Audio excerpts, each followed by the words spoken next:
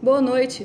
Começa agora mais um Conversa de Jornalista, uma produção dos alunos do Laboratório de Telejornalismo da UFC, em parceria com a TV Ceará. O nosso entrevistado de hoje é o jornalista e escritor Lira Neto. Graduado em Comunicação Social pela UFC, Lira Neto trabalhou durante 10 anos no jornal Povo, onde desempenhou diversos cargos, incluindo chefe de redação e ombudsman. Já foi coordenador de imprensa do governo Lúcio Alcântara e coordenador editorial da editora Contexto. É autor de 4 livros. Sua última publicação é O Inimigo do Rei, uma biografia de José de Alencar. Participa também da nossa conversa o estudante de Comunicação Social da UFC, Romário Fernandes. Lira, a sua última obra, ela precisou provavelmente de uma vasta pesquisa bibliográfica. Então, eu queria que você falasse para nós como foi esse processo de construção dessa obra e quanto tempo levou. O livro me custou, vamos dizer assim, 2 anos de trabalho. Foi feita realmente uma pesquisa exaustiva, e não só uma pesquisa em livros, não só uma pesquisa bibliográfica. Existem dezenas, quase centenas de livros sobre Alencar, que logicamente foram consultados, mas eu, além disso, fui atrás das fontes primárias. Então, eu fui atrás dos jornais do século XIX, eu fui atrás de documentos, de cartas de Alencar, cartas que ele escreveu, cartas que ele recebeu, de escritos que nunca foram publicados, que estão no acervo do Alencar, no Museu Histórico Nacional no Rio de Janeiro. Então, houve, vamos dizer assim, uma peregrinação por vários lugares para desencavar exatamente esse material. Um material vastíssimo, e aquela história de que, apesar de já ter se escrito muito sobre Alencar, sempre existe coisas novas, sempre existem documentos novos, reveladores, que dão uma outra dimensão ao personagem que você está biografando. Bom, Lira, algumas das críticas feitas sobre o livro se concentram numa certa discrepância que existiria entre a abordagem bastante aprofundada que é feita sobre o aspecto político, da atuação política, do José de Alencar político, e a abordagem feita sobre o José de Alencar literato. Haveria uma profundidade bem maior no que diz respeito ao primeiro aspecto. Seria intencional essa diferença entre a abordagem das duas dimensões? De fato, o livro vem conseguindo boas resenhas, boas críticas na imprensa. E eu ouvi uma crítica, eu acho que no jornal o Globo, se eu não me engano, em que o resenhista dizia exatamente isso, que eu tinha dado uma ênfase muito grande no político e no jornalista, e menos essa ênfase sobre o escritor. É claro que isso foi absolutamente intencional. Já se escreveram pelo menos meia dúzia de biografias sobre Alencar, destacando o seu lado de escritor. E eu não deixo, logicamente, o escritor de lado, mas eu ponho a luz, eu ponho o foco, além do José de Alencar literato, no José de Alencar político, no José de Alencar jornalista, que são justamente as partes menos conhecidas da trajetória de Alencar. Fica claro para o leitor a intenção do livro, destacar esse Alencar, inclusive um Alencar bem diferente daquele Alencar que nos ensinaram na escola. Um Alencar que a gente tem sempre a ideia, a imagem de um Alencar, um sujeito carrancudo, um sujeito sisudo, até chato de ler, E, na verdade, eu mostro que o Alencar não é nada disso. O Alencar é um sujeito irreverente, que era um sujeito sarcástico, ferino. Então, é esse o Alencar que os leitores vão encontrar lendo O Inimigo do Rei. Você já escreveu a biografia de 3 personalidades importantes da história do Brasil, Castelo, uma marcha para a ditadura, sobre o presidente Castelo Branco. Isso. Também o sanitarista Rodolfo Teófilo, O Poder e a Peste, e agora o José de Alencar com O Inimigo do Rei. Isso. O que teria em comum entre esses 3 personagens? Bem, a primeira coincidência, ou a primeira circunstância que une os 3 personagens é o fato deles 3 serem cearenses. Apesar do Rodolfo Teófilo ter nascido na Bahia, mas se considerava cearense, inclusive dizia: eu sou cearense porque eu quero ser cearense. Então, há essa circunstância pelo fato, talvez, de eu ser cearense, e acabei me aproximando desses personagens. E há algumas circunstâncias interessantes que, como os 3 livros acabam dialogando entre si. O Alencar, José de Alencar, era parente do Humberto de Alencar Castelo Branco. Então, os 2 vinham da mesma família. Então, há um momento no livro, quando eu traço a genealogia da família Alencar, que os 2 personagens têm histórias semelhantes em relação aos seus antepassados. E isso no começo do livro, de cada um dos livros. E no final do livro sobre José de Alencar, há uma referência à Grande Seca de 1877, em que foi o ano que o Alencar morreu, e que ele fez um discurso muito polêmico na época na Câmara dos Deputados, e nesse discurso ele se referia à seca, a mesma seca que você vai encontrar lá no primeiro livro, No Poder e a Peste. Então são histórias que se cruzam, se entrecruzam, dialogam, conversam entre si, né? E que me entusiasmam. O José de Alencar, no seu livro, ele se constrói muito a partir de ambiguidades, como, por exemplo, contradições, né? O José de Alencar, que é monarquista, mas é crítico do monarca. O José de Alencar, que é conservador, mas ao mesmo tempo é vanguardista na literatura. E trazendo assim essas contradições, trazendo agora um pouco para o nosso mundo atual. Eu costumo dizer que os personagens que me encantam são necessariamente contraditórios. Para um biógrafo não existe nada pior do que biografar um personagem que tem uma existência em linha reta, né? uma vida linear, que não seja permeado pelas contradições, porque não tem graça, é uma história que o cara não se contradiz nunca, que o cara nunca comete uma incoerência, então a história fica muito monótona. Então eu valorizo muito desses personagens que são contraditórios. No caso do Alencar, tudo isso que você falou, ou seja, um cara que era vanguardista na estética e politicamente era um conservador. No caso do Castelo, um homem que vivia discursando em nome da democracia e acabou comandando a ditadura. No caso do Rodolfo Teófilo, um homem que era um humanista, um sanitarista, um benemérito e ao mesmo tempo tinha um preconceito racial bastante forte, né? Então, essas contradições, né, desses personagens é o que me encanta. Em relação ao que isso poderia nos dizer para o mundo de hoje, para o mundo político, acho que mais do que para o mundo político, pode nos ensinar a tentar compreender que nós humanos, nós seres humanos, somos necessariamente contraditórios. Nós somos... ninguém é personagem de novela, né, como eu digo sempre, ninguém é só bonzinho ou só malvado, né? Na novela, os vilões e os heróis são bem demarcados, inclusive nos folhetins românticos da época também, né? Já havia os vilões e as mocinhas, né, desprotegidas e tudo mais, e o cara malicioso.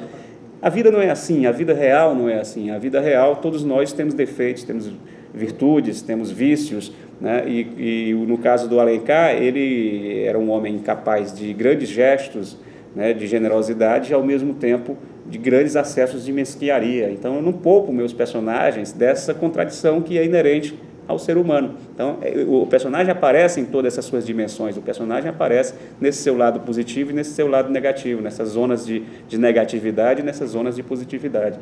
Então, o personagem por inteiro, né? Ou seja, se eu fosse fazer a sua biografia, a biografia dela, a biografia de qualquer uma das pessoas que está nos assistindo agora, com certeza eu teria que mexer em questões que talvez você, como biografado, não se sentisse muito à vontade. É por isso que uma boa biografia é aquela que, inclusive, incomoda as pessoas que foram próximas ao biografado. E é por isso que não dá certo fazer biografia de gente viva, né? Porque é preciso que o tempo, um certo distanciamento temporal. Obrigada, Lira. Conversa de Jornalista faz um rápido intervalo. No próximo bloco, vamos discutir assuntos relacionados a jornalismo, história e literatura. Voltamos já.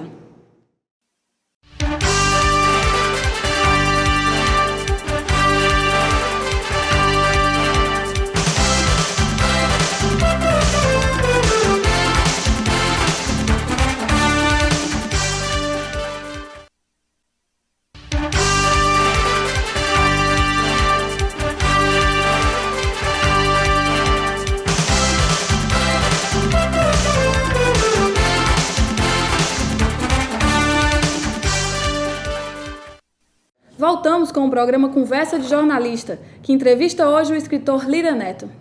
Lira, o jornalismo, assim como a comunicação social, é uma área que passa por diversos campos do saber. Em suas obras, você perpassa pela história, pela literatura e também pelo jornalismo. Como você trabalha essa questão? Eu costumo dizer que eu faço, na verdade, grandes reportagens. Eu não sou um historiador, eu trabalho com a história, logicamente, né? Mas toda a minha metodologia e toda a minha ferramenta, né, é consequência da minha formação como jornalista. Eu sou um repórter, né? E serei sempre um repórter. O problema é que, como você bem disse, né, nos jornais e nas revistas, cada vez o texto ele é pressionado pela questão dos espaços e pela questão do tempo. Então, quando você escreve um livro, quando um jornalista escreve um livro, ele está fazendo uma grande reportagem e está liberto dessas pressões de espaço e de tempo. Então, ele pode passar, como eu passei, 2 anos se dedicando a um único assunto, a uma única pauta, a uma única matéria, né? Então você tem condições de, durante todo esse tempo, se aprofundar e, portanto, verticalizar um pouco a investigação, coisa que, às vezes, no jornalismo diário, no jornalismo periódico, acaba não sendo possível. E, por outro lado, né, além dessa questão do tempo, tem a questão do espaço. Ou seja, você não está pressionado para dizer, escreva 40 linhas sobre esse assunto na sua matéria. Então, eu posso escrever 400 páginas sobre isso, eu posso escrever uma matéria, posso escrever uma reportagem de 400 páginas. Então, é assim que eu compreendo a forma como eu trabalho, ou seja, o manuseio de documentos, a elaboração de entrevistas, né? Tudo isso faz parte do meu trabalho. No caso específico do Alencar, há uma pequena diferença, porque como o Alencar morreu no século XIX, não tinha, logicamente, ninguém mais vivo, né, que o conheceu e que eu pudesse conversar para tentar tirar algumas informações do cotidiano do Alencar. Então, nesse caso, desse livro específico, eu não utilizei, logicamente, as entrevistas, coisa que eu fiz nos outros e continuo fazendo. Então, esse colorido que, às vezes, a entrevista te dá, ela teve que ser suprida de outra forma. Então, foi um grande desafio nesse livro, como fazer uma grande reportagem sem entrevistar ninguém, né? Então, e o meu material básico de trabalho era exatamente os documentos. Então, tinha que tirar a vida daqueles documentos, tinha que tirar colorido daquilo, tinha que dar uma narrativa atraente, porque quem lê meus livros sabe disso, vai perceber, quem lê o Alencar vai perceber, né, que uma coisa que eu cuido muito é do texto. Né? Eu quero que o leitor leia saboreando aquilo que está lendo. Eu não quero encher o saco de ninguém, né? Eu não quero apurrinhar o leitor, não quero apurrinhar a paciência do leitor. Eu quero que ele leia o livro, no caso específico do Alencar também, né, como se fosse, inclusive, um romance. E aí há uma pequena confusão que é bom a gente esclarecer desde o início. Ou seja, quando a gente fala de jornalismo literário, né, quando a gente fala dessa união, desse flerte entre jornalismo e literatura, não significa que, ao fazer jornalismo literário, você esteja fazendo ficção, né? Uma coisa é literatura, né? Uma coisa é jornalismo literário, outra coisa é ficção. Ou seja, em nenhum momento, ao trabalhar o texto de forma com um estilo mais saboroso, com um estilo mais prazeroso, não significa que você vai inventar fatos. Eu costumo dizer que eu tenho uma péssima imaginação, né? Eu trabalho essencialmente com os fatos, eu não sei criar nada, né? Então, tudo que está no livro, né, é devidamente documentado, devidamente apurado. É o mesmo trabalho que a gente tem como jornalista de checar a informação, checar cada informação, checar cada linha, buscar fontes divergentes entre si, que deem várias versões ao mesmo fato. Ou seja, é o mesmo trabalho de jornalista, só que sem a pressão do tempo e a pressão do espaço. Você já conversou com historiadores ou literatos que, de repente, questionaram a legitimidade de você fazer esse tipo de coisa? Existe uma tensão histórica entre os historiadores e os jornalistas que escrevem livros históricos, né? Existe um preconceito, vamos dizer assim, da parte da academia, né, da universidade, né, dos estudos acadêmicos, que em relação a esse tipo de livro, por exemplo, o Fernando Moraes ou o Rui Castro, né, que são, sem dúvida nenhuma, os 2 maiores mestres nesse gênero em atividade hoje no Brasil, né, eles são muito mal recebidos dentro do ambiente universitário. Inclusive, uma vez um historiador escreveu uma resenha sobre um livro do Fernando e dizia o seguinte, que o Fernando não tinha metodologia, não tinha uma boa metodologia histórica. E aí foram consultar o Fernando. Fernando, o que você tem a dizer sobre essa crítica que o professor lhe fez? Ele disse, então eu vou fazer um curso com esse professor para saber como é que eu vendo tão poucos livros como ele.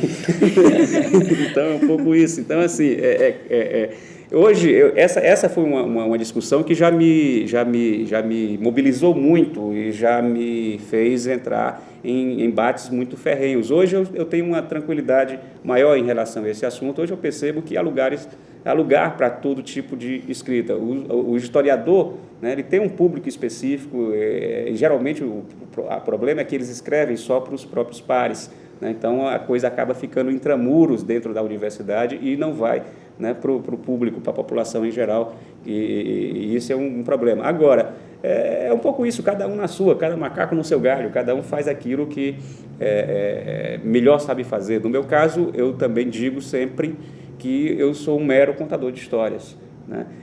Eu gosto de contar histórias, gosto de ouvir histórias, gosto de ler histórias, e no caso do Alencar, no caso do Castela, no caso do Rodolfo, o que eu faço é isso.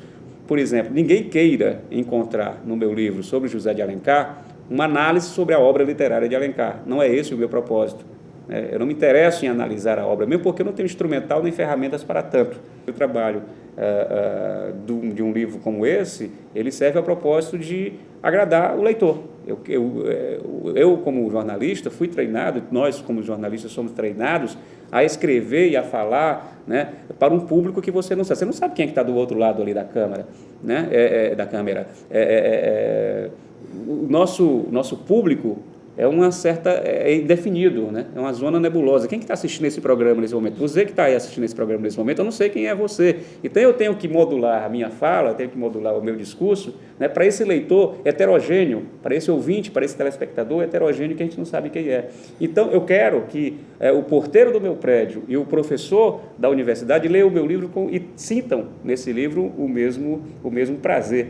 Eu não escrevo para especialistas, escrevo como nós jornalistas não podemos escrever para especialistas, né? Nós temos que ter uma linguagem que, inclusive, que decodificar o discurso dos vários saberes para que ele seja entendido pelo grande público. Lira, talvez pela sua própria formação humanística anterior, que incluiu a faculdade de letras e a de filosofia, você desenvolveu um estilo bastante peculiar de escrita jornalística, que vai, em grande medida, de encontro ao modelo estabelecido. Como você percebe a imposição desse modelo de objetividade, de uma neutralidade ideal, que deveria ser utilizado por todos os jornalistas? É interessante você ter dito isso, sobre a questão da minha formação anterior. Eu descobri, ao contrário da maioria das pessoas, eu descobri que iria ser jornalista muito tarde, né? Hoje em dia as pessoas entram das redações com 20 anos, menos do que isso, estão trabalhando no mercado e tudo mais. Eu descobri que queria ser jornalista com 27 anos, né?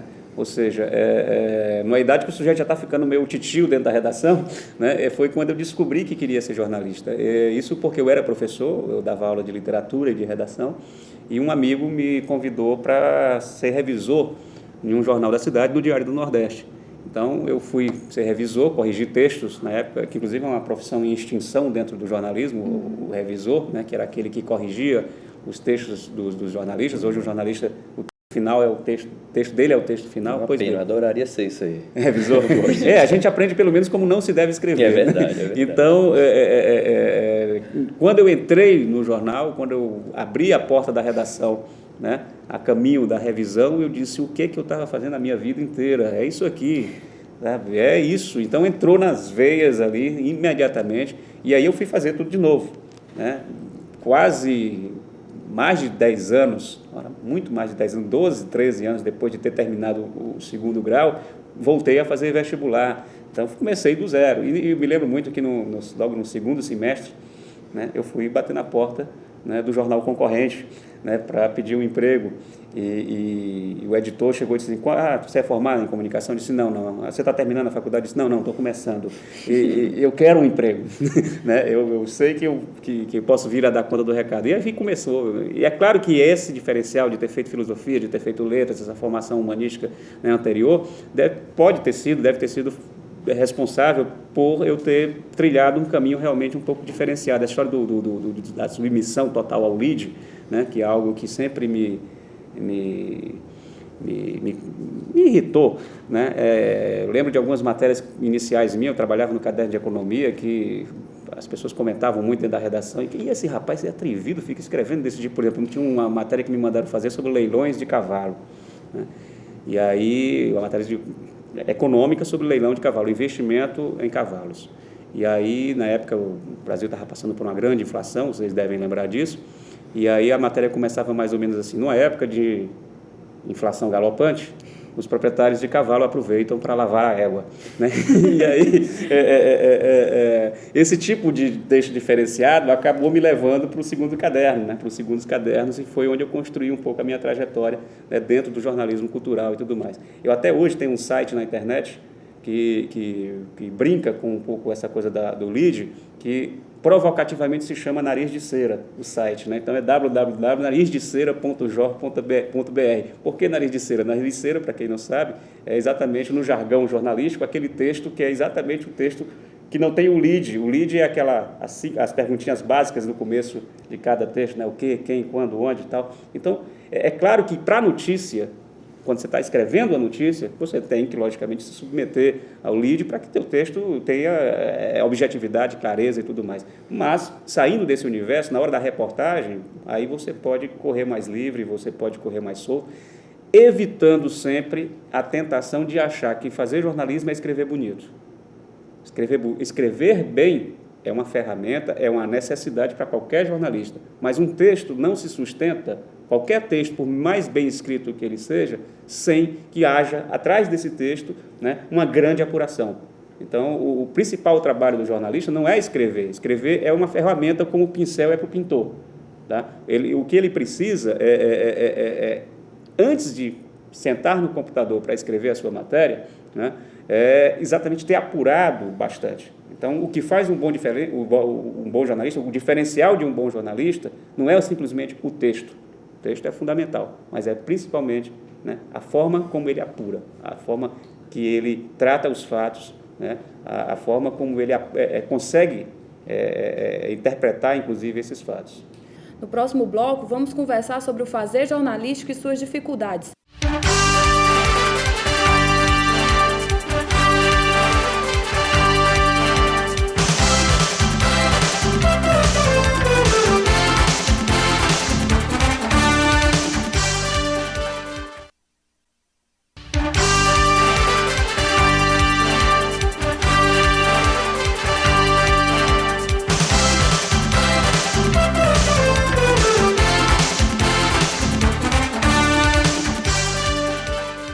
Voltamos com o último bloco do Conversa de Jornalista, que entrevista hoje o jornalista Lira Neto. O que você acha do papel do estagiário dentro da redação? Como é que funciona essa função? Muitas vezes ele acaba desempenhando papel profissional, cargos mais elevados do que o do estagiário. Como é que você vê essa questão? Esse é um problema. Claro que o meu caso particular, eu também comecei na redação ainda estudante, nos primeiros semestres, mas é como eu disse e como você mesmo disse agora, ou seja, havia uma trajetória anterior. O problema é quando pegam jovens estudantes, né, e ainda sem nenhum preparo, sem nenhuma experiência, e colocam para exercer o papel de jornalista, geralmente porque esse estudante, esse estagiário se submete a um salário mais baixo. Né? Então, o que acaba acontecendo é que as redações acabam cheias de jovens jornalistas. Às vezes, você entra numa redação, parece que entrou no jardim da infância, assim, porque tem nada contra a juventude, né? Muito pelo contrário, eu sempre que formei equipes em redações, eu sempre gostei de me cercar por gente jovem, né? Agora, ser jovem não significa que você vai explorar a força de trabalho desse jovem, que está ávido para entrar no mercado e acaba tendo que se submeter, né, a uma jornada de trabalho de profissional. Você foi ombudsman numa época em que a função de ombudsman era algo praticamente inexistente no Brasil. Como é que você avaliaria isso hoje? Nós, jornalistas, adoramos criticar, né, o comportamento alheio, mas odiamos quando nós somos o alvo, né, da crítica. E no caso do ombudsman, né, da instituição do ombudsman, ela é uma instituição importantíssima, né, e se fosse só uma estratégia de marketing, como algumas pessoas costumam dizer, todos os jornais teriam o seu ombudsman, porque uma coisa, instituir o ombudsman é muito fácil, o problema é mantê-lo. Então, no caso da experiência da Folha e do Povo, eu acho que é uma experiência devidamente consolidada, que é importante para a reflexão sobre o próprio ofício e tudo mais. E houve uma época que existiam 6 jornais no Brasil com ombudsman. 4 deles desistiram. Então, o que mostra realmente que isso talvez funcione, porque aqueles 4 incomodaram tanto os seus próprios, as próprias empresas para as quais eles trabalharam, que o cargo foi eliminado.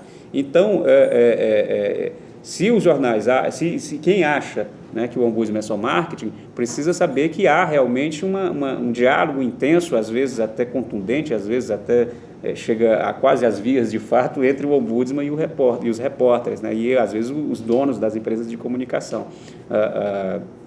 E é um pouco isso, eu acho que é um processo. Né? É um processo. A gente precisa ter cada vez mais outros tipos de experiência que funcionem como uma espécie de filtro, como uma espécie de controle de qualidade do produto jornalístico. Sobre a sua experiência como coordenador de imprensa do governo Lúcio Alcântara, por que você passou tão pouco tempo no cargo e como você avalia as políticas de comunicação dos órgãos oficiais em geral? Percebi muito cedo que eu não tinha o perfil adequado para aquela função. A política não é algo que me seduza, o poder não é algo que me encante. Né? Tenho muito respeito pelo governador, pelo Lúcio Alcântara de forma particular, mas sabia que aquilo lá não foi feito para mim. Né? Mas, ao mesmo tempo, foi a época que eu estava fazendo a pesquisa do Castelo. E foi muito interessante para o livro essa experiência do bastidor do poder, de como é que as coisas acontecem dentro dos palácios. Né? Isso me deu a oportunidade de compreender um pouco a lógica da política, né? e do bastidor da política, e isso foi transferido, né? Vamos dizer assim, para o livro. Então, na hora que serviu para que eu interpretasse melhor aquele ambiente que eu estava descrevendo. Então é isso, e como eu analiso um pouco a comunicação oficial, eu sempre fui, inclusive quando estava como assessor de imprensa, eu sempre fui um crítico muito ferrenho da burocratização da informação oficial.